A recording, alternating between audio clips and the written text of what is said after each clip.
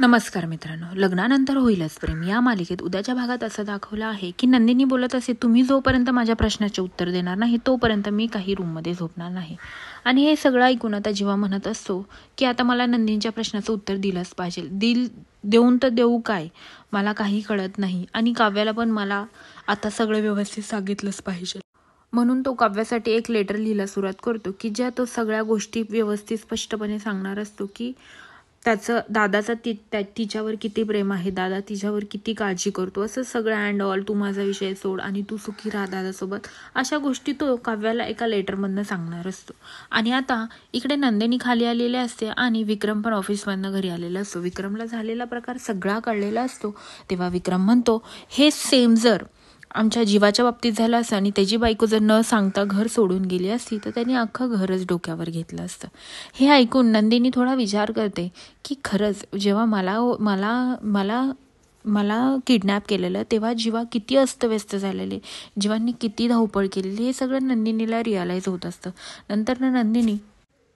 नंतर नंदिनी झोपून जाते. झोपता झोपता तिच्या हातात तसंच एक बुक वाचत असतं. तेव्हा जीवा तिला खाली बघायला येतो की नंदिनी झोपली आहे का, आणि येतो आणि तिच्या हातातलं ते बुक काढून साईडला ठेवतो आणि तिच्या अंगावर पांघरून टाकतो.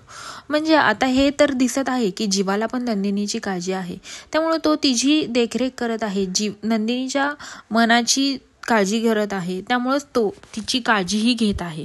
असं सगळं यातून दिसून येत आहे की जीवालाही नंदिनीबद्दल आता काळजी वाटत आहे. आणि आता इकडे मानिनीच्या डोक्यातला काय गोंधळच थांबत नसतो. तिला कळत नसतं नक्की काय होतंय. ती एका बोर्डवर ह्या चौघांची नावं लिहिते आणि म्हणते, ह्या नंदिनी, जीवा आणि काव्या आणि पार्थ यांच्यामध्ये पार्थच्या डोक्यात काही गोंधळ नाही, पण ह्या तिघांच्या डोक्यात नक्की काही ना काहीतरी चाललं आहे आणि मला ते शोधलंच पाहिजे, असा सगळा तिचा विचार चाललेला असतो.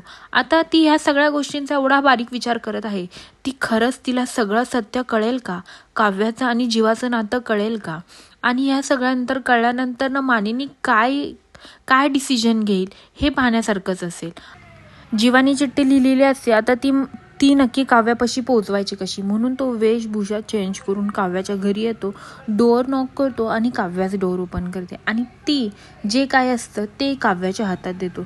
काव्याला काही कळतच नाही कोण आहे हा आणि का आला आहे आणि कुणी काय मागवलं आहे, काव्याला काही अंदाजच लागत नाही. काव्य ती घेते. आता त्यात जीवानी नक्की काय लिहिलं असेल आणि काव्याला ह्या सगळ्या गोष्टीचा इफेक्ट होईल का आणि काव्या परत घरी येईल का, हे पाहण्यासाठी विसरू नका लग्नानंतर होईलच प्रेम आणि माझ्या चॅनलला सबस्क्राईब करा. धन्यवाद.